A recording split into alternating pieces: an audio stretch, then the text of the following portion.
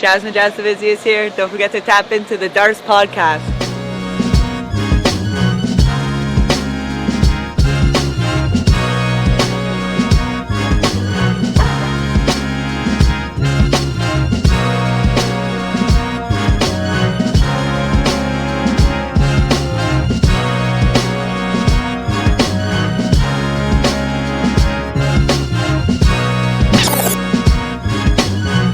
Tap into the Darts podcast for UFC best bets and breakdowns. Ladies and gentlemen, we are live for a fantastic episode of the Darts podcast. UFC 308. What a card. Max Holloway, Ilia Topuria. And I'm here with my guys, Mr. Plus Money, Slick Montana, Cal on the ones and twos. It's your boy Brasco Betts. Holy shit, we got a card to talk about, fellas. And man, it's loaded with bangers. I cannot wait to get into it. Mr. Plus, you're looking like the Green Goblin, some sort of wild supervillain in that dope-ass studio. I got to ask you, bro, what is your favorite fight on this card? Wow, there's so many dope fights for this card besides the main event and the co-main event. Let's skip down. I love this Bruno Ferrera versus Abus Magomedov fight. I mean, this is going to be a straight banger. And I know who I'm picking. We'll see. I like that fight a lot. I'm excited to talk about that one. Slick, which fight has caught your eye on this lineup of bangers? I'm going to go to a fight that not a lot of people are really going to talk about. We're going to go with Kennedy Nzechukwu versus Chris Barnett. Flyest heavyweight we have ever seen versus one guy that, I don't know. But I just hope for a spinning wheel kick from Chris Barnett, and we get to see our guy do a nice front flip at the end. Brought to you by Hennessy. That's Slick's Henny fight of the night right there. I mean, that's a strange one. I'm mad at Slick just being a jokester these days. I mean, 6'5" versus 5'9", the weirdly athletic Barnett versus the giant. That'll be a strange one.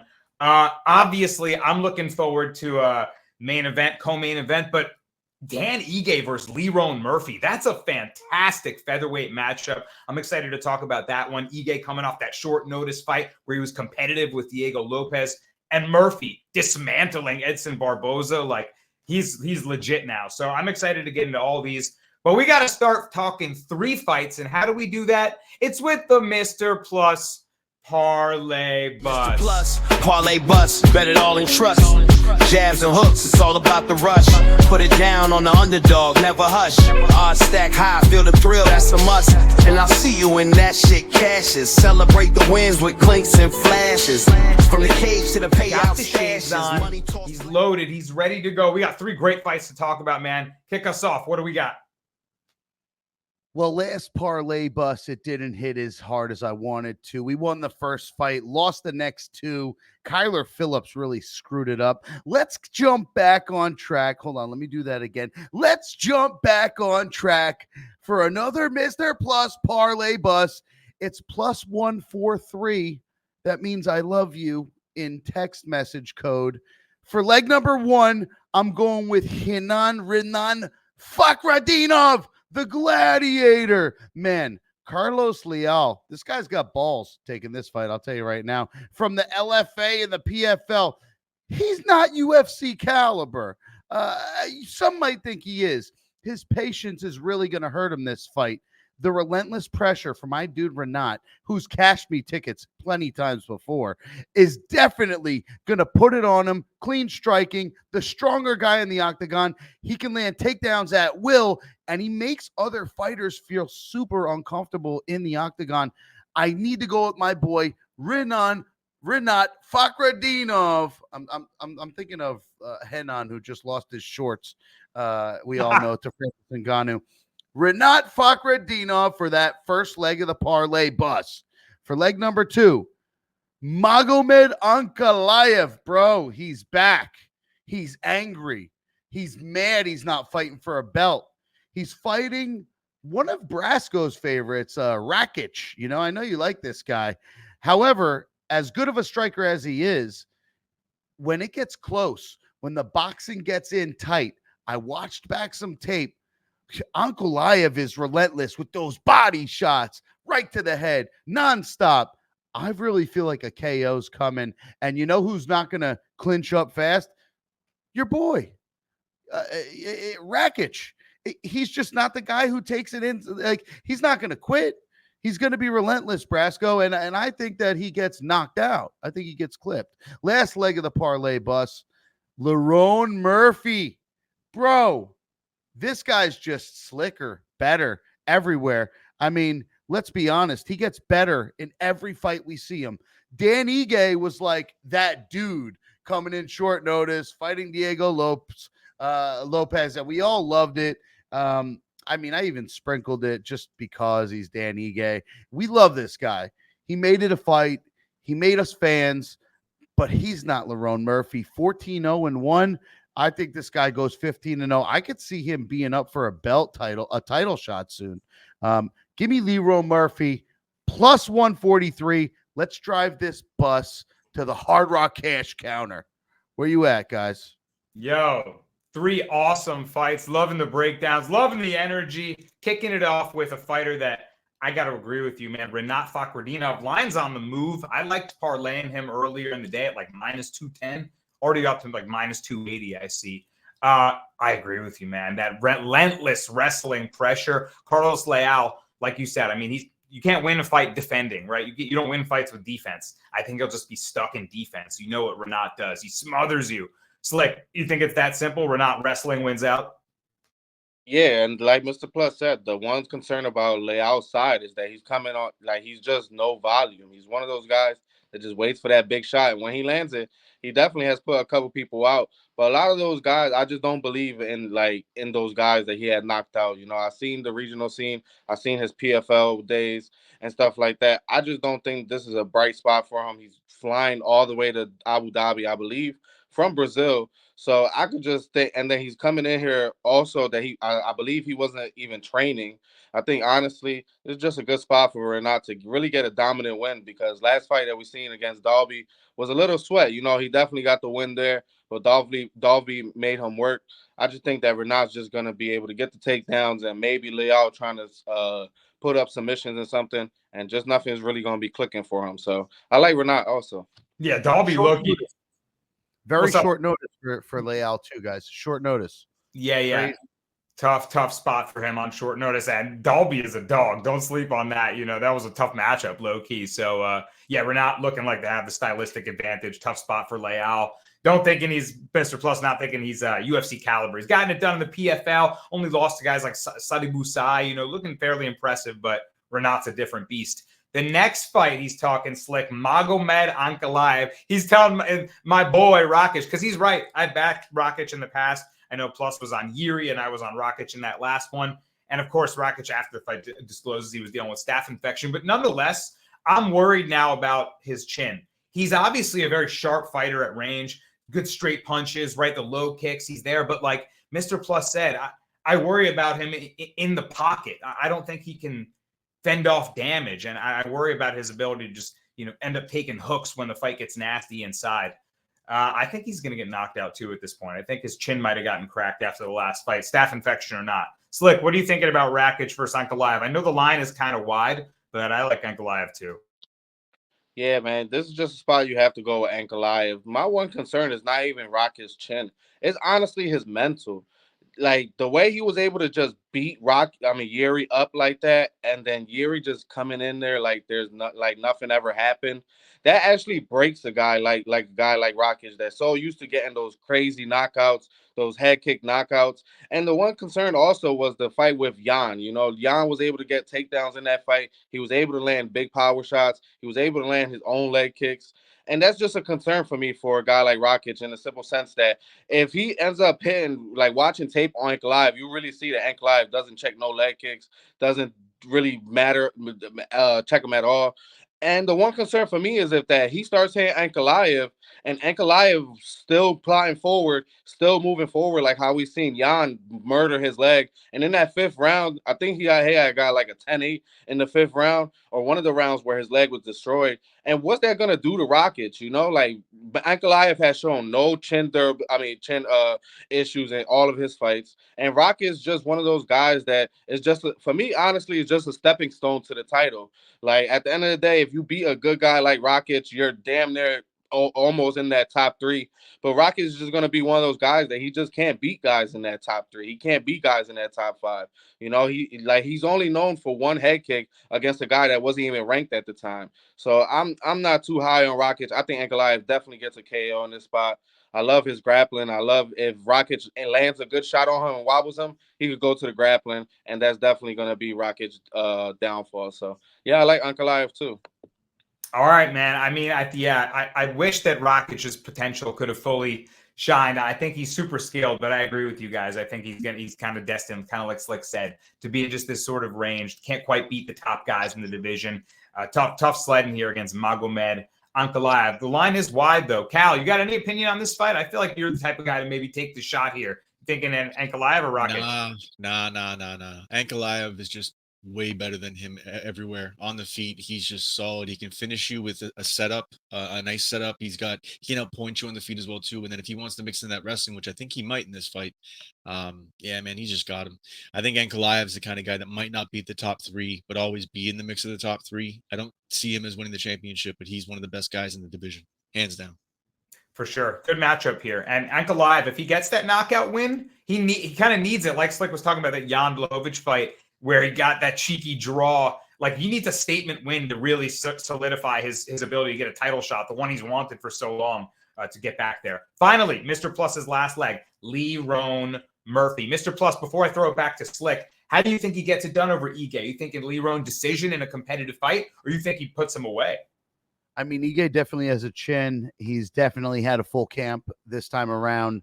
So I do see this potentially going distance, but overwhelming 30-27. I mean, maybe he steals around on the feet because he's such a good boxer, especially when he gets in close. But I just think Lerone's going to have that speed, power, and all around just a more slick guy on the feet. So that being said, I mean, slick. Sound effects are in full effect. Slick, what do you got in this one? Oh God. Yeah, I just think this is one of those types of fights that one guy could really be a detriment to the other guy, and Murphy could be a real detriment to Dan Ige because he's just a good, all-around fighter. You know, like those are the types of guys that I think that really deter Ige from doing what he wants. You know, like guys like that he's been able to knock out. Andre Feely doesn't really go to the grappling, so he looks to stay on the feet. Damon Jackson wants to go to the grappling, doesn't want it on the feet. You know, Galvin Tucker didn't really have a chance to go to the grappling.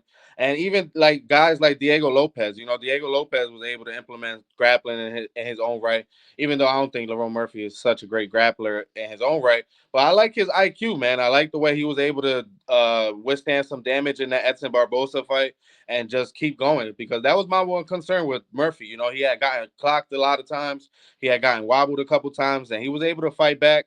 But my one concern was the fact that if Edson Barbosa lands a good shot, then and Edson Barbosa was able to land some clean shots, and he just kept going, keep doing what he did. And one thing I really like about Murphy is his volume, man. He keeps up. He shoots a lot of punches, shoots a lot of takedowns, always getting in that control time. So I think that could really make a guy like Ige mad, you know, like a guy that's not going to stay in the pocket with you, try to clinch you up, try to wrestle you, do all the things that you don't want to do. So I'm going to take Murphy also, but I'm going to take Murphy by decision. I like it too. I'm feeling the same read. Murphy decision in a 30-27, even perhaps, where he like said, like Mr. Plus said, the IQ there is just well-roundedness is there. Like great physical shape right now too. I think he knows when to change levels, when the striking maybe isn't going his way, needs to change up the pace. He mixes in his wrestling with his striking really nicely. And yeah, after that Edson Barbosa performance, where I bet on Barbosa, he shut me up. He proved to me that he's legit. He's a contender in this featherweight division. And like Plus said, he could be near a title shot, not too far away. Plus 143 on those three fighters. Renat Fakhretdinov, Magomed Ankalaev, Lerone Murphy. Let's crash this bus into the cash. Bags. Next up, you know what time it is. Salute to the Slick Report. Oh, that was fun. Check this. He's the master of the breakdown and slick moves. That's made Kappa. Billy Spiders, he improved. Who depends? We'll So see. we're on point for that one. It's like you got 2 fights to talk about on this 1-2 two-leg banger here. I'm excited for both of these. Let's talk about it. Who do you got? Oh, and he's muted. Let's hope it doesn't curse the pick. You know, I might not trying to throw the bag, you know, but Slick Report has hit 2 weeks in a row. Last week our fight has got canceled. Darren Elkins. And then the week before that we had Tisha Pennington. Well, the week before that because Abdul Razak Hassan got canceled. So we're gonna go for 3 in a row, man. And this is a 2-leg parlay that one person I already talked a lot about him. So we're just gonna go a little bit in detail of the other one. We're gonna go with Jeff Neal parlayed with Magomed Ankalaev. I just think this is a great spot for a good Neal bounce back. He has gotten 2 bad matchups in the sense that, you know, he arguably could have won that Ian Gary fight. A lot of people thought that he won. He's the one thing that I really liked about that Shavkat loss was that he was able to stuff a lot of Shavkat takedowns. The fight was mainly on the feet, the whole fight. And I just think this is a recipe for disaster for a guy like Rafael dos Anjos that wants to fight on the ground, that wants to fight in his terms with him basically playing like full guard, trying to implement his elbows and stuff like that. And I just don't think Jeff Neal is going to let the fight get down to the ground. I think he's going to keep it on the feet. And if it's on the feet, like this guy has hands like there's no tomorrow. We've seen him fight some of the best, like wobbled Shavkat, landed some big punches on Ian Gary, was able to smoke Vicente Luque before everybody thought he had a chin, you know. So it was just the sense that I think Jeff Neal is going to keep this on the feet. Rafael dos Anjos, I believe he's actually moving up a weight class for this fight at 170. So I just think there's a recipe for disaster for a guy like Rafael dos Anjos. He's gonna be that strong veteran that we all like, but I just think this is a bad matchup for him in Jeff Neal. I think Jeff Neal maybe gets like a 2nd or 3rd round KO in this spot. And my second leg is, I already talked a lot about it, Magomed Ankalaev. I just think that he's able to withstand the punishment that Rockets is going to give him, implement grappling when he has to. And I just don't, I honestly think that he's the stronger puncher in this matchup. So if anybody lands a big shot, I think it's going to be coming from the Magomed Ankalaev spot. So I just like his all-around game in this fight. So we're going to parlay those 2, and we got minus 133 on DraftKings for that parlay. So give me those 2 legs, and what do you guys think? There we go, man. Jeff Neal, hands of steel Neal, man. I like this fight a lot against Rafael dos Anjos for Jeff Neal. I totally agree, man. Mr. Plus, you feeling the knockout? I mean, the southpaw boxer Neal can put it on you. When he starts stringing those combos together and he gets in rhythm, RDA might be in trouble. What do you think? Hands of steel Neal. This is a really bad spot for the 40-year-old RDA. I'm going to be honest. This is a bad spot all around. 5'8" versus 5'11", 70-inch reach versus 75-inch reach, 40 years old versus 34 years old. I don't see it. Jeff Neal's a great parlay piece this weekend. Don't get me wrong, RDA, it's not like he can't still bang, but this is a bad matchup, right? Who did Jeff Neal lose to recent? Ian Machado, Shavkat Rakhmonov, and then he beat Vicente Luque, and Ponzinibbio, who's got some hands. I just don't see it, man. RDA, this might be a hang it up spot if he gets beat bad enough. I'll be honest. 40 years old. Maybe he just still needs the money, but I think we're all on the same side for this one. Give me the hands of steel, Neal. Hands of steel, Neal coming for you. I think the southpaw stance going to give RDA some fits too, and I agree with you guys. If he can't wrestle, it's trouble. It's trouble for him. I like the select prediction on the knockout there. Like you guys said, he had other losses like Stephen Thompson. I mean, he's losing only to the best of the best. Versus like RDA 39, moving up to welterweight, like Slick said, worried about the damage he could take there. He got knocked out by Fazeev at lightweight and other guys at lightweight. So yeah, could be his last if he takes brutal damage, like Plus is predicting. I hope it's not too bad. You already know where I am on Ankalaev. Everybody already knows where I stand on that one. Yeah, we talked good on Ankalaev. So there you go, minus 133. Pretty good odds there. Got to get it now because those lines are both likely to climb. So let's get it. On to the Brasco breakdown. Brasco's breakdown.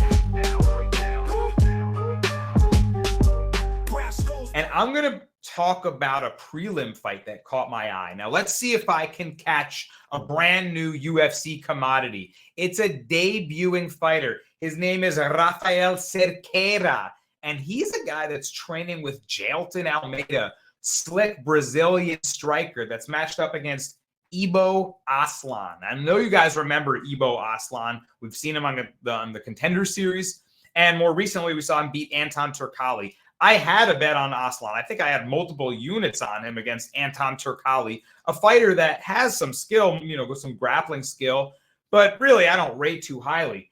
And Turkalj was pacing him up for a lot of that fight, man. Ibo Aslan had no defense. He was just plodding forward, hoping to land that big power shot. And he was not successful for long periods until he finally got that third round knockout. We cashed the bet, luckily, but I kind of put him on the fade list right after that. I think this guy Cerqueira has the technical striking advantage. He's got 2 arm triangle submission wins, 2 on the resume, 11-0, 8 knockouts. And I think if he's training with Jailton, those arm triangles are no coincidence. He might have some grappling skill to boot there that he can take to Ibo Aslan here, a guy that I think is slow and telegraphed after 5 minutes. So I'm ready to fade Ibo Aslan. Let's see if we got something interesting in Rafael Cerqueira. Fellas, Mr. Plus, what are you thinking about Cerqueira? Any opinions here? Rafael Cerqueira, bro, this guy's going to be next up is what I feel. I love what you said. Bro, everyone loves Ibo Aslan because of his profile pic. When your traps look like mountains like that, I get it. It's overwhelming. But, Anton Turkalj, before he lost to that one, whooped his ass. And now he fights him again. It was really close, back and forth. I thought we were losing that money. I put him immediately, like you said, on the fade list. And this is an easy spot for me. I'm going with that dude, the one who trains with Jailton Almeida. Same as you. I like this one. I was about to make this part of the parlay bus, but I didn't want to get too, what's the word? Horny with this guy, right? Horny. Yeah. Crazy horny.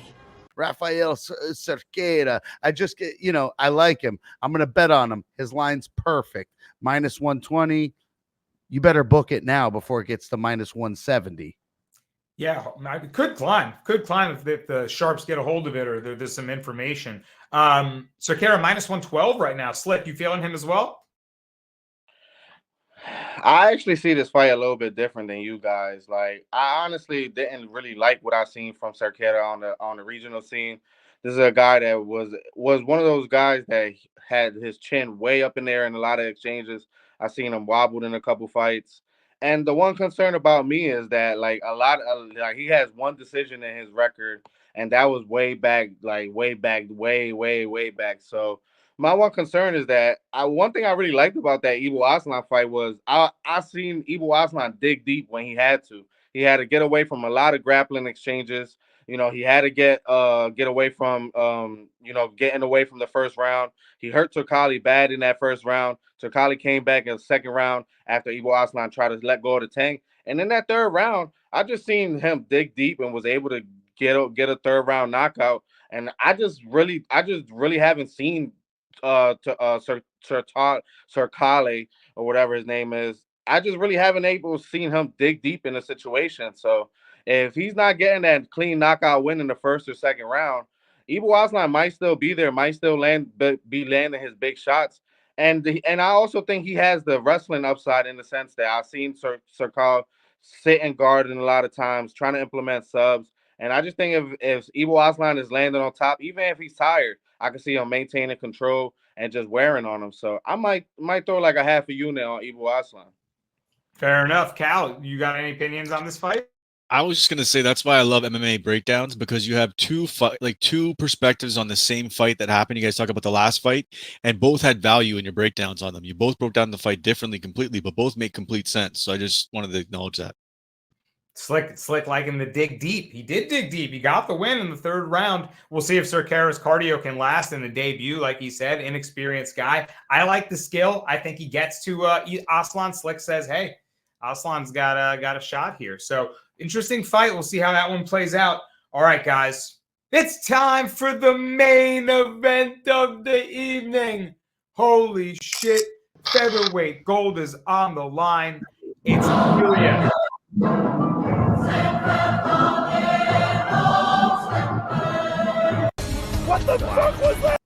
Goosebumps. It's Ilia Topuria taking on Max, the BMF Holloway. Oh, man. Both fighters coming off legendary knockouts. Ilia's devastating right hook to the longtime champion Alexander Volkanovski. Max Holloway's all-time knockout against Justin Gaethje for the BMF belt. And now they meet for featherweight gold. Mr. Plus, what are you expecting from this epic main event? I'm just so excited to watch it, boys. This is going to be epic. I can't wait till the bell rings and we start seeing Ilia with the angles and the slowing the fight down. And then Max Holloway, is he going to point right at the center in the beginning of the fight? I don't know. I'm not sure. This is going to be epic. I can't wait. Two of the best strikers, I guess I could say, in their division now. What, Holloway, right? Moved up. Man, this is going to be insane. I'm scared. I'm going to be watching it like, you know what I mean? I'm really excited. My heart wants Max Holloway so bad, but my mind, my betting mind is like, no, dude, the line's the line for a reason. Topuria with some of the hardest punches we've ever seen in his division. They say he hits like a heavyweight. I don't know. I've also never seen anyone talk shit to Max Holloway on interviews like Ilia Topuria has been talking shit. He even slows the interviews down. Says, bro, no. If you point to the center, I'm going to take your head off. That's not what you should do with me. I'm scared. I'm scared for Holloway. I'm scared what this could mean after that epic Justin Gaethje KO. But would Ilia Topuria stand there and do that with him in the last 10 seconds? I think his IQ is much higher. Man, I got to go with Ilia Topuria. And still, supposedly they already booked a pay-per-view in Spain for 2025. Why'd they do it in Spain? They said he's fighting. I don't know. Call me crazy. Conspiracy. Ilia Topuria by knockout rounds 4 or 5. Ooh, the late knockout. Oh, like you said, I'm scared. I'm so scared. I'm going to watch it through a telescope or something. I'm too afraid. Wow. Going with Ilia Topuria to defend his title again and knock out Max Holloway, who hasn't been finished in 12 years in a lightweight fight on short notice, I think, against Dustin Poirier up at lightweight. I don't think he has ever even been knocked down at featherweight, Slick. Max Granite Chin Holloway, Ken Topuria. I mean, he did it to Volk. He destroyed Volk in a way that no one thought was coming like that, maybe. Can he do that to Holloway too, Slick? Man, this is just one of those fights, man, that I'm telling you, man, like I'm gonna say it right now, I like Topuria in this spot. But man, I am gonna be rooting for Max Holloway with every blood in me, man. I really hope he wins. Just because I really don't see him in the sense that I don't see him really being that guy that wants to keep the featherweight championship. I just see him wanting to win it, like Dustin Poirier type vibes. If he would have won that lightweight championship, he said he would have retired and stuff like that. I just think he wants to win it. My heart tells me that Max Holloway is legit done with this division. Like he's been ruling it for God knows how long. And if he loses to Poirier, I can see him going right back to lightweight, fighting a guy like Michael Chandler, Charles Oliveira. I just think that he's looking for fun fights. I just think he wants that one win for the belt right now. You know, he's somewhat still in his prime. I'm not saying like, of course he's still in his prime, but the guy been fighting for 10 plus years, you know. And I honestly, Mr. Plus, you said round 4 or 5 KO. I'm gonna go with rounds 4 or 5 submission by Topuria. And I just think that Topuria is way smarter than what they suggest. You know, I just think his IQ is real good. He knows when to take the fight down to the ground. We seen it like a guy like Jai Herbert when he like immediately took him down in the second round and then he got the knockout. But that's just my one concern is Max Holloway lack of wrestling defense. Like if Topuria does end up coming to grapple, like we've seen guys like Yair Rodriguez that really don't have wrestling have success against Max Holloway. So that would be my one concern. But man, like I'm gonna put money on Topuria. I just really hope that Max Holloway wins, but I gotta stop betting my money on my favorite fighters, and that just has cost me so much, man. Like I keep it real, like that just has cost me so much. I just gotta know when it's time for these new guys to step in and take over, and it's just one of those moments that I just think that Max Holloway is gonna be one of those people that everybody wants to win, but shame. I honestly think that if it doesn't get finished, I think Topuria will get the edge like 48-47. There you have it. The slick prediction also with Topuria. I'm going with the dissenting opinion. I gotta go with Max Blessed Holloway. Let's go. Come on, Cal. Ride with me. Plus 195.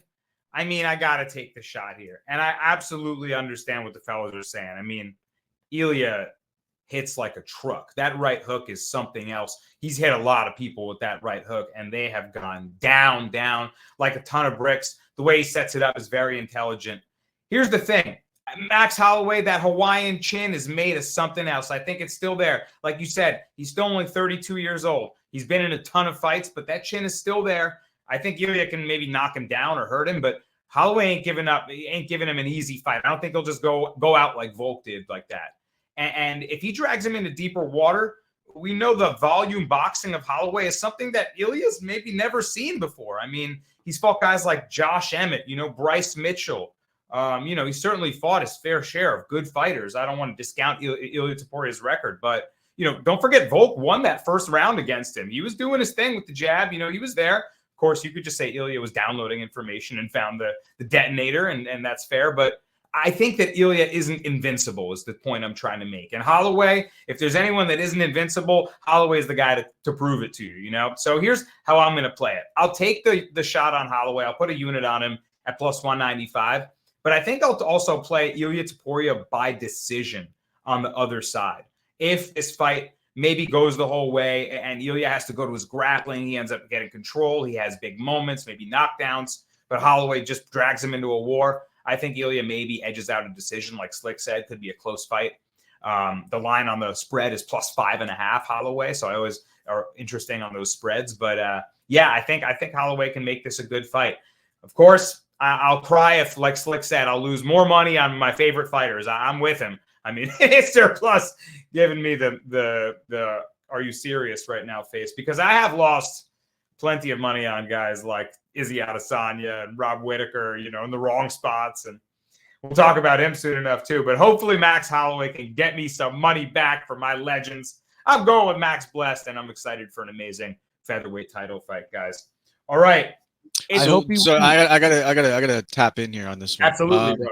It's not that I'm so big on Holloway in this one, because even a couple fights ago, I wasn't really truthfully liking the way he was wearing damage, and I was wondering like if he was gonna eventually get cracked and knocked out soon. And then his last couple fights, he just had a resurgence and looks great. So the only thing is, if this drags on longer, I actually favor Holloway. Like I don't see so many crazy dominating takedowns with control.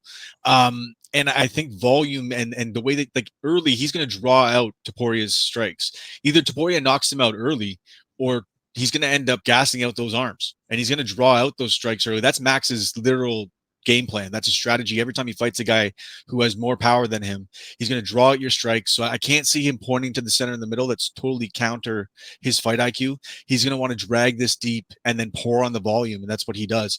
So I think if this goes later, I sort of favor Holloway. Of course, if we see Topuria go to the grappling early, I'll be going live on Topuria at any value I can get.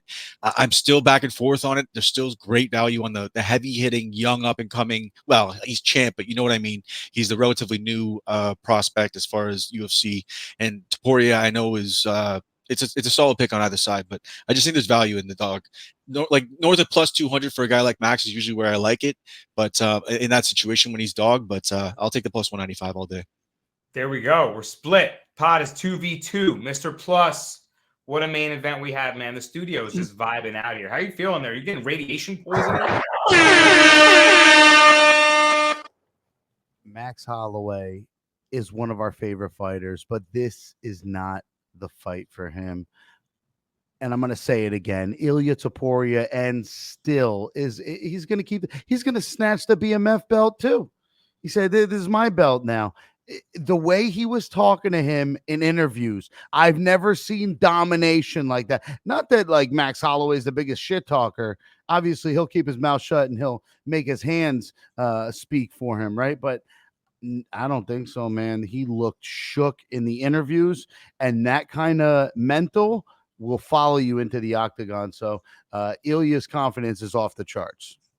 Plus, they're looking like he's on hot 90s, hot like 97 right now or something. He's on like a hip hop radio station or something. He just.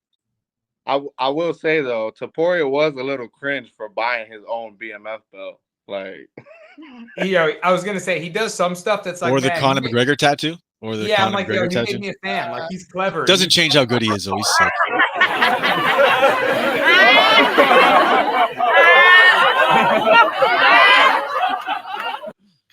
Welcome to the new version of the podcast, guys. Laugh tracks involved. All right, guys, it's time for the dogs of the week.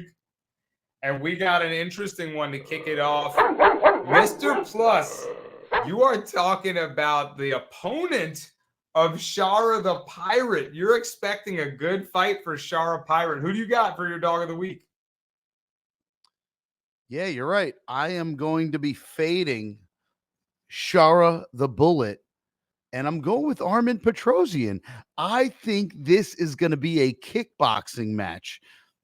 Very little grappling, maybe a little clinch work up against the fence, and I think that favors our boy Armin Petrosian. We've seen this guy win time and time again when his back was against the wall. We've seen him take some L's as well, but Shara is very untested to me. He's got great leg kicks, don't get me wrong, but I feel like that's all he has. And my boy Armin's got hands, speed, moving out of the way. Bro, this guy's nice. He's nice on the feet. He's strong. I think he's going to be the stronger man inside the octagon as well. If he can get his hands on him, it's a big problem for Shara Bullet. Give me Armin Petrosian. And do I think he gets the knockout? I don't know. Maybe it's going to be a decision. Slick, how you seeing this fight play out? yeah, I just think Armin Petrosian is definitely worth a good look in the spot. He has only lost to 2 grapplers in the UFC. Rodolfo Vieira, a diamond black belt, and Kyle Barallo, who's one of the most up-and-coming grapplers, up-and-coming rising stars we have. So I just think even Gregory Rodriguez wasn't able to implement his own grappling on a guy like Armin Petrosian. So I think it's a good spot. I think Armin Petrosian throws good volume. My one concern only about Armin Petrosian is if Shaira Magomedov lands a big shot, how is he going to react and stuff like that. But I just don't like, if he wasn't able to KO Bruno Silva in that spot, I just don't think this is a good spot for him. Armin Petrosian, throw a little sprinkle on it. I'm actually going to go on the other side here. I kind of like Shara Pirate here, mostly for the fact that, like, he can't even fight in the U.S. He's not even sanctioned to fight. So when you get the opportunity to bet him at like minus 150 where he's at right now in the UAE, I feel like he might be worth a bet. I totally hear what you guys are saying. Petrosian, fellow kickboxer, could give him a tough fight. I just think he's going to have a big speed advantage. I think he's going to be quicker to the target and just be able to stick and move here and outscore him, even if he doesn't find a knockout, like Slick was saying. I think he'll be too quick. But he could be in for a tough fight. I don't think Petrosian's going to try to grapple him either. So I'll take Shara to win a kickboxing match. Cal, what do you think? I mean, Petrosian more of a meat and potatoes, like kickboxing style, marches forward with power. And I think that sort of plays well against this style where you're going to have Shara Bullet out on the outside, sort of dancing around, pivoting out on angles. He's going to have to get to his wrestling, I think, to win this fight, because I think that Petrosian will land some damage if he doesn't try to get some wrestling going. I know he doesn't have an amazing wrestling pedigree, but he does go to it. But I think that might end up on the cage, as Plus was saying. So if it does, and we're at range, I just sort of, I don't know, man. I think there's some good value on the dog there, but I actually like this as an overplay. I think that, with the trending overs that have been happening, I want to see where the value is going to be on that. I haven't looked at it yet. But some kind of over, a fight to start round 2 or something along those lines. I cashed big on Despain fight to hit round 2 last week, and I think overs is really where we got to start looking, guys. It's sort of crazy. Yo, especially on pay-per-views, everyone's ready. Oh, crazy knockout, and then fights go deep, right? And fights play out to decision. Mr. Plus, how you feeling about that? You think he goes decision? Yes, and that's what I like. Armin Petrosian by decision. Everybody thinks this guy with the one eye and bullet is like Chong Li from Bloodsport, but he's not that guy. He's not that guy. I'll tell you right now. Slick, I like the over 2.5 too. This isn't a middleweight, or no, it is a middleweight fight, right? Which is your spot, right? That well, it's not top 10 caliber fights, but you pointed out that a lot of middleweight fights had been going over 2.5 rounds, and I think is another one, right? You like it to go the whole way? Yeah, I do. And if Gregory Rodriguez wasn't able to finish Armin Petrosian, then I honestly don't think that Shower, unless he lands like a Hail Mary kick or something. Leg kick TKO. Yeah. I like it, guys. Good read, Cal. I like that. The overs. You're absolutely right. We should be looking at overs. It's like betting unders in other sports, right? You want to bet on something to happen. So it's betting an under in MMA is like betting an over in, another sport. It's like the sharp play is usually the over. All right. My dog of the week, or no, it's time to go to Slick's dog of the week. It's time to talk about the co-main event of the evening, and I've spoiled it, Slick. Who are you rolling with? We're going with Robert the Reaper Whitaker, man. I just think I honestly don't believe in Hamza no more. Like I'm done believing in him. This is a guy that I thought he was able to finish guys. Like the guy in the sense his only knockout was against freaking Gerald Mearshart like 6 years ago, and it's just not translating to the top 10 guys. Top 5 guys.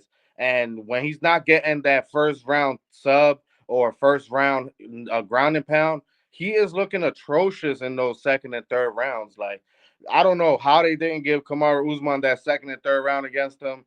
Gilbert Burns was giving him a hell of a fight in those second and third rounds. I just think Robert Whitaker, and this is a 5-round fight. This is a fight that I know is going to favor Robert Whitaker. Robert Whitaker, for me, has more of the damage and strikes. And Robert Whitaker has just been on a tear lately. He's really on that quest for that title shot. Hamzat hasn't fought since God knows how long. Last time we heard about him, he had chicken pox in the freaking and wherever they was at that he had to cancel his fight or whatever. I believe it was in Abu Dhabi, if I'm not mistaken. His last fight they got canceled with Robert Whitaker or somebody else. I'll just call in sick. Yeah, because Ikram stepped in for Hamzat. Yeah, so I just don't believe this guy no more. Like, I don't believe his power translates to the second and third round.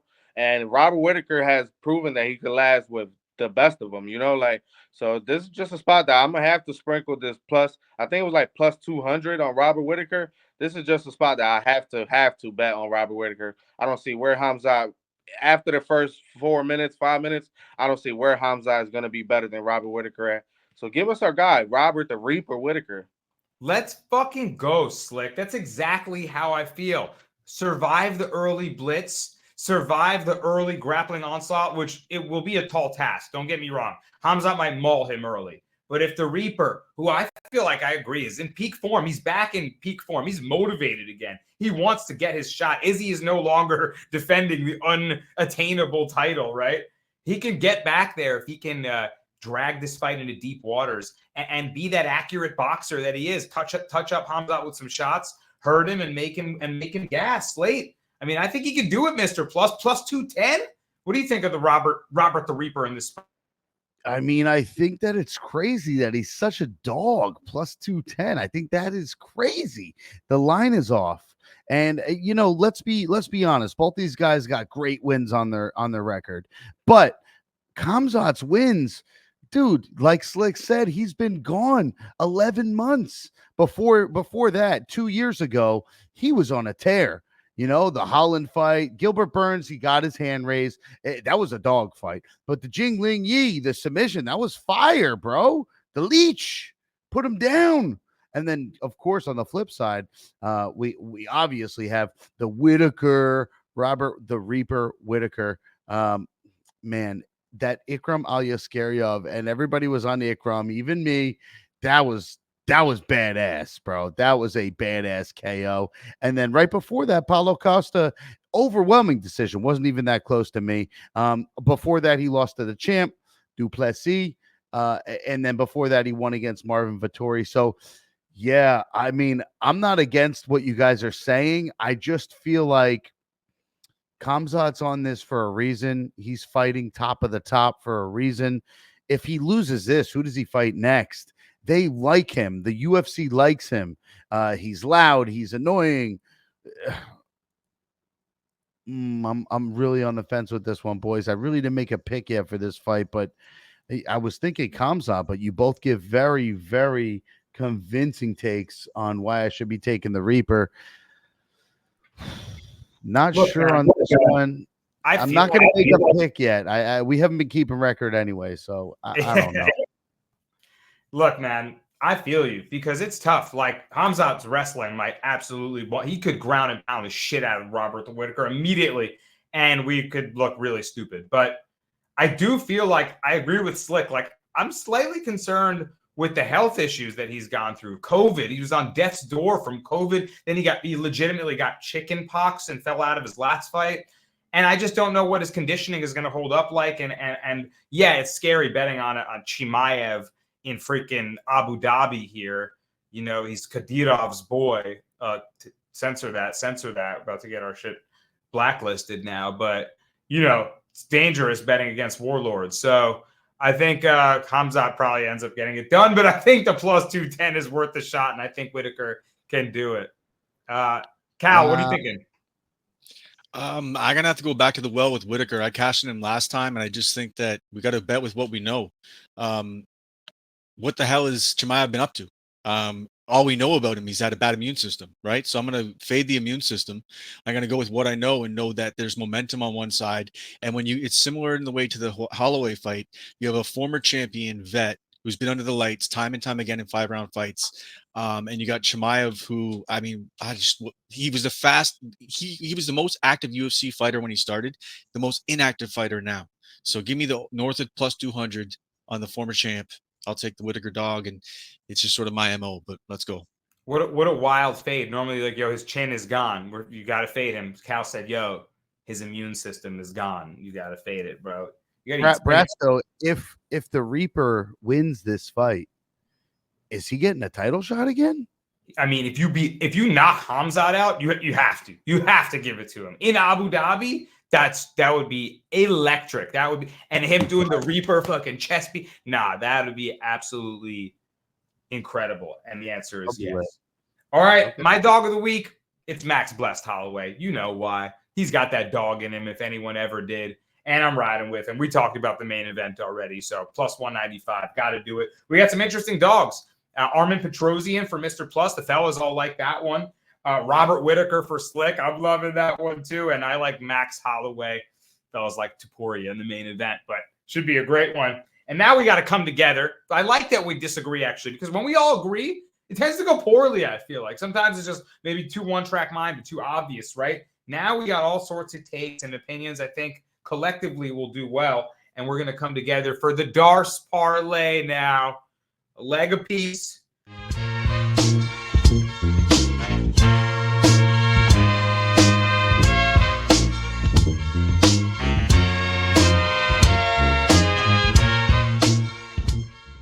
We're going to start it off with Slick. You bastard. You took the chalkiest of the chalk. Who are you going with?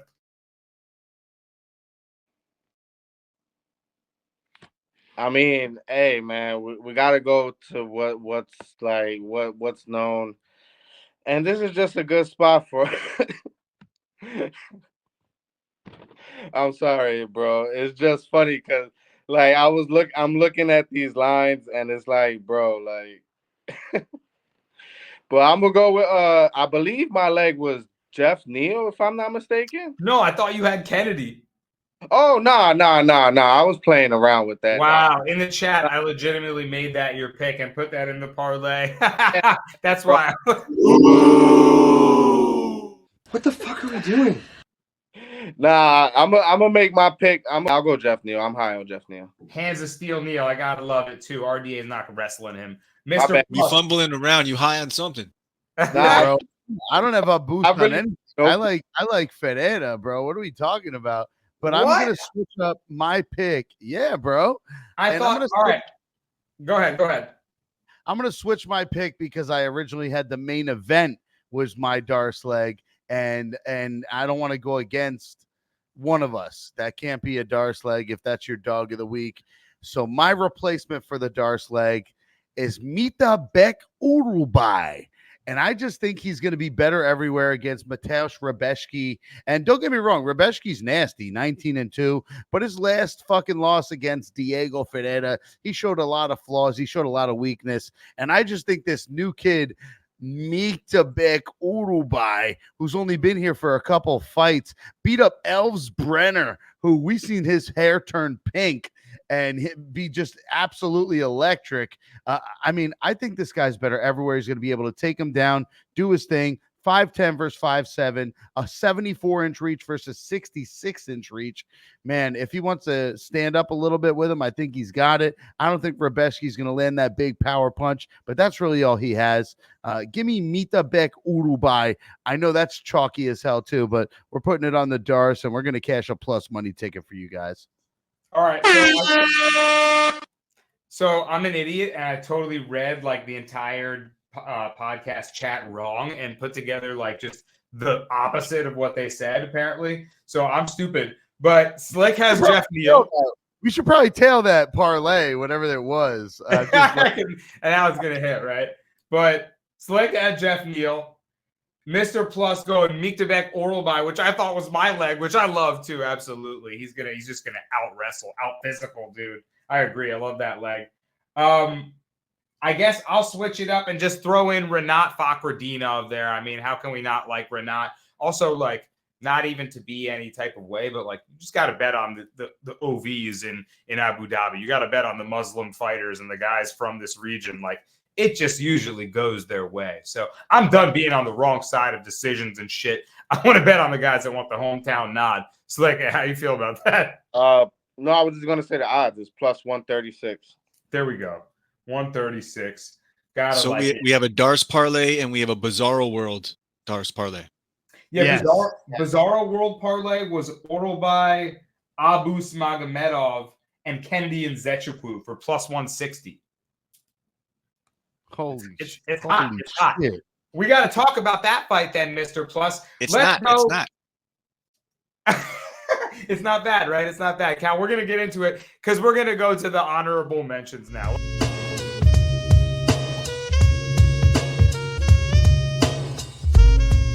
Let's talk about the fights that we haven't talked about. And the first one has got to be Bruno Ferrera taking on Abu Smagomedov. I think we're going to have a good debate on this one. You're liking the dog Ferrera, Mr. Plus. Yeah, you know, I got to go with the Hulk, man. This guy is absolutely electric. I know Dustin Stoltzfus kind of smacked him up a little bit before he got knocked out, but this guy is fucking special. The Phil's Hawes KO, the flying knee and the punches, that was gas. Bro, the only guy that Abu Smagomedov's beat in the last 3 fights, and don't get me wrong, he's been fighting good competition, great competition, but was Worley Alves, bro. What are we talking about here? When he got beat by Strickland, he didn't get beat by points like people normally do with Strickland. He got knocked the fuck out, bro. He put him on the cage and kept pounding away, and the fight was over. Bro, that's crazy. Ground and pound by Sean Strickland. When's the last time that happened besides Abu Smagomedov pussyface? And then we got the Caio Borralho decision. They could have called that fight off 8 times. Okay, just want to be clear. He was getting his ass kicked. Bruno Ferrera, way more powerful, way better stand-up. I think if this stands on the feet, he's going to put him out. We're going to see one of those boom clip knockouts for Ferrera. I'm good on betting on Abus ever again after the Sean Strickland knockout. Wow. Mic drop there. Bruno Ferrera, the Hulk, coming off the crazy spinning elbow knockout over Stoltzfus. It was absolutely electric. Slick, what are you seeing in this fight? Yeah, I'm actually taking a dog shot too on this spot. I really like what I've seen from in the sense that I knew that and that fight would have went to the second round. I seen Bruno Ferrera eyes that he would have dug deep. He would have tried to finish that fight in the second round. And my one concern about Abu Smagomedov is that he was once this glory, and not glory, I was about to say glory kickboxer. Like, he had great hands, and he freaking front kicked Dustin Stoltzfus to infinity. And then when he comes out with Worley Alves, he becomes a grappler wrestler type of guy. Holding Worley Alves down whenever the fight was on the feet. Like Worley Alves would try to wing punches, and Abus Magomedov was just not trying to put out the volume that he normally puts out against guys. He was holding his punches back, going to the grappling, going to the clinch more.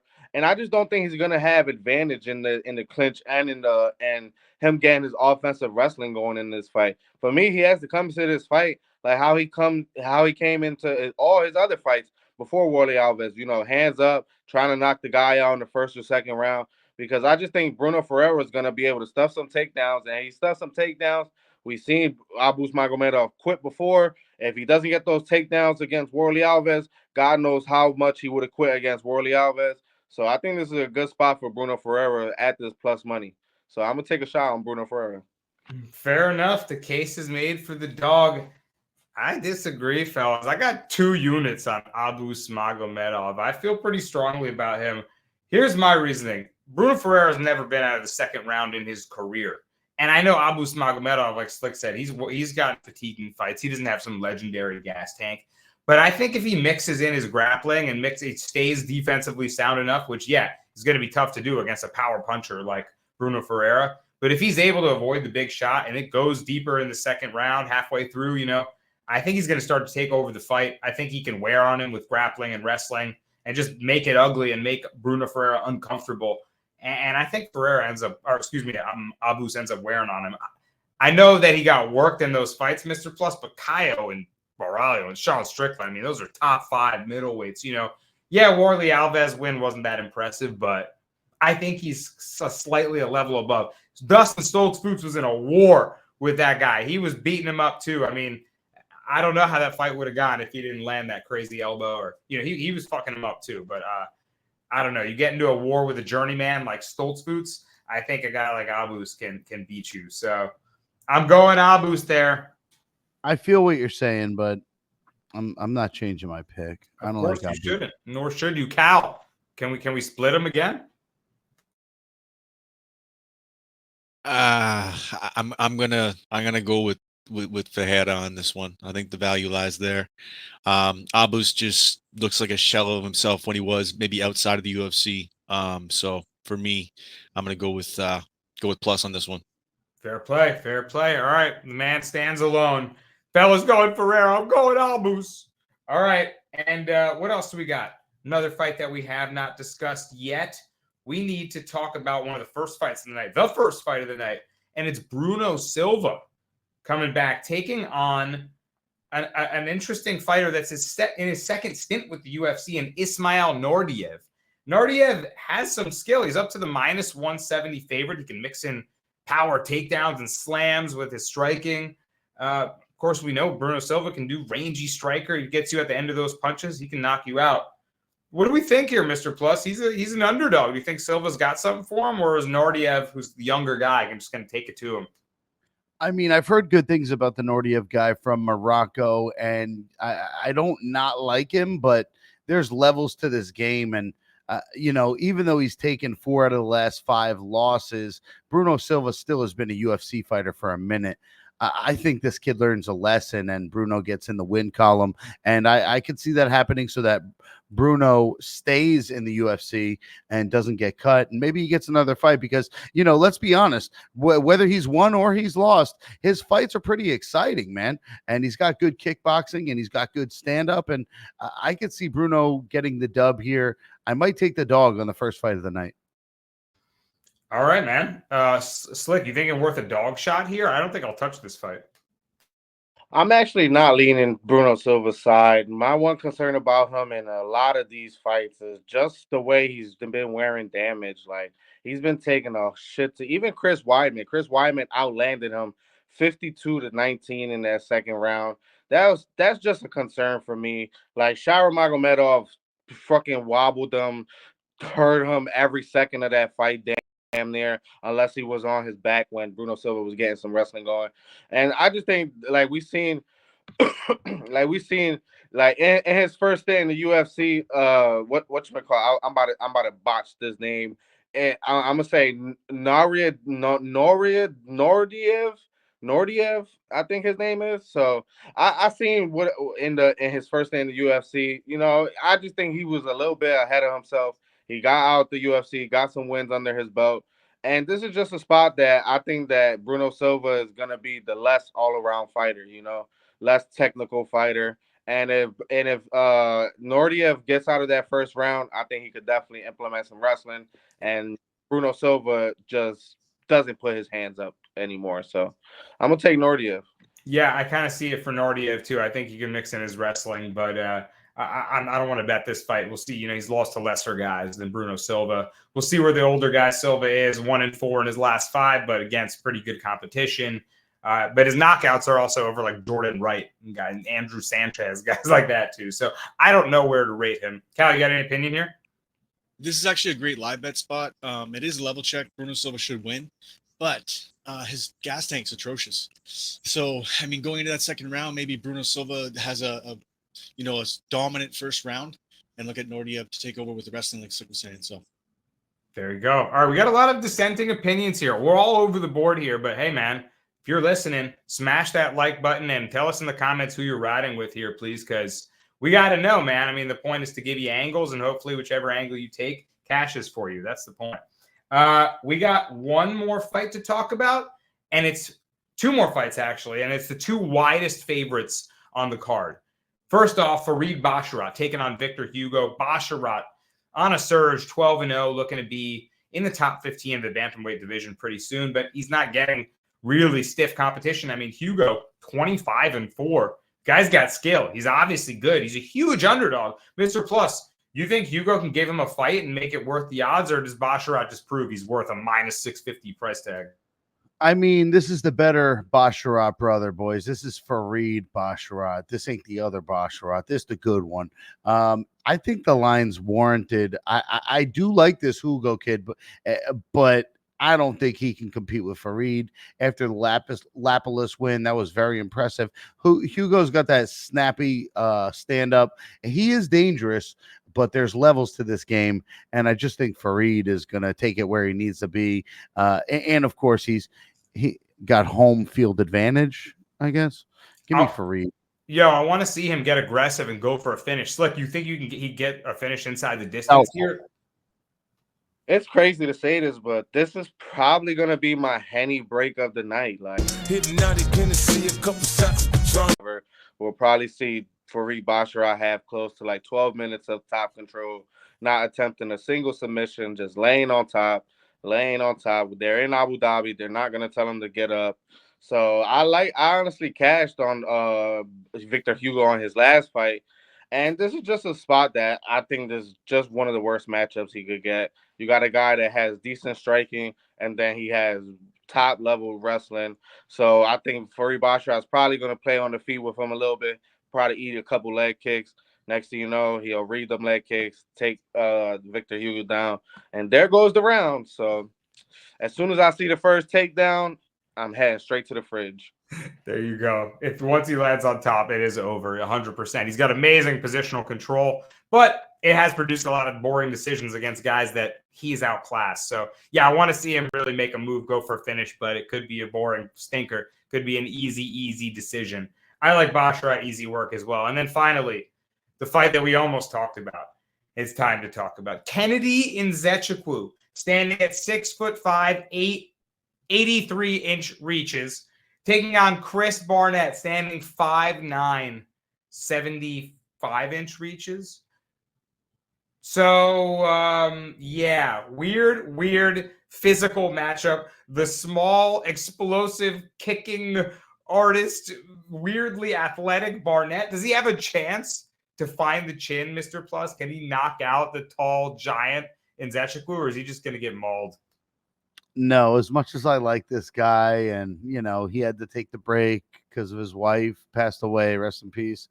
Chris Barnett's wife? Is that what happened? Something like that, I believe. Barnett's wife? Oh, I had no idea if that's the case. Damn. Yeah, before his last fight, his wife died. Wow. Rest in peace. But why is he taking this fight, bro? Kennedy Nzechukwu is gonna whoop his fucking ass. This ain't even a thing. Bro. I might put Kennedy in a couple parlays. I'm not going to lie. And he's not my favorite guy to parlay after the 2 losses. Bro, he lost to Ovin St. Preux, and the Dustin Jacoby was legit. He got knocked out. But, bro, as much as I like Barnett, this is the worst matchup ever. Why are you doing this? I don't know. Maybe he's been sparring and fighting people like this in his camp. I'm not sure. I know Chris Barnett was about to fight a couple weeks ago, but it wasn't against anybody who was 6'5" with this reach and advantage. So I got to lean Kennedy. Yeah, it's a tough one, Slick. Barnett definitely going to need to find a highlight moment here, but Kennedy faltered as a 7-1 favorite last time against OSP. I mean, unthinkable to see him as a huge favorite again, unless you give him a guy like Barnett. Barnett surprised me against Collier. He got a win. I mean, he can surprise again. What do you think here? It's weird that you say that Barnett taking this fight. It's weird that Kennedy Nzechukwu will move up in weight. Like, this is a heavyweight, and he's usually a light heavyweight type of guy. You know, he's damn near fought his whole career. So it's pretty weird. Like, let's say if Barnett actually tries to go to like some type of wrestling and Barnett's on top of him, like, you could literally see like probably like 60-pound difference between these two guys. So it's gonna be pretty funny, but I don't think it goes like, I'm not putting nowhere near none of my parlays at Kennedy. I'm hoping to get some good plus money on him, probably by decision, because I don't believe this guy can knock out anybody no more. Like, we see what Ryan Spann did to OSP. I don't know how Kennedy Nzechukwu, that's way younger, way faster, supposedly have way more power. I just don't know how he didn't finish OSP. So I'm not parlaying him enough and probably bet him by decision. But other than that, this is just going to be a sweaty, grinded out type of guy. Because one thing we know about Barnett is that he doesn't quit on himself. You know, like, we seen that Martin Buday fight. You know, like, even Martin Buday had his moment, like big punches, big elbows. Chris Barnett was still there, you know, like, he was still taking damage, moving across the cage, you know, trying to get into positions that, you know, the ref won't stop the fight. So unless Kennedy Nzechukwu, I think for me, he has to like really, really, really hurt Chris Barnett to really get a combination going and the ref stops the fight, you know. So I'm going to just bet a sweaty decision by Kennedy. But other than that, I'm going to just watch this because this fight could be funny as fuck if Chris Barnett ends up on top of Kennedy Nzechukwu some way, somehow. Wow, interesting take, Cal. It's an over spot for sure, yeah? I'm gonna be the Wizard of Oz on this one, and I'm gonna just say that one of these fighters needs a brain because Kennedy has no fight IQ, and the other one needs an LA Fitness personal trainer, and I'll definitely get that for Chris Barnett. Yo, I was gonna say, you better believe that Fortis MMA head coach Saif Sayoud is going to be screaming at Kennedy from the corner in this one, because he is probably furious about that OSP loss. He's not going to let him lose this one, man. If he loses to Barnett, he's cooked, dude. Saif Sayoud's not letting him lose. No way. It can't happen. All right, guys. We did the damn thing. UFC 308. What a card. So many opinions. So much talk. So many breakdowns here. I hope you guys got a lot of value from Mr. Plus, from Slick Montana, from my guy Cal on the ones and twos. Please do us a favor. Hit the like button. Leave us a comment. Help the channel grow. Subscribe if you haven't yet. Tell a friend to tell a friend. The Darce Podcast got you with MMA takes, and we appreciate every single person watching. We hope you enjoyed the show. Good luck on your UFC 308 bets. For myself, Mr. Plus Slick, and Cal, we salute you. Peace.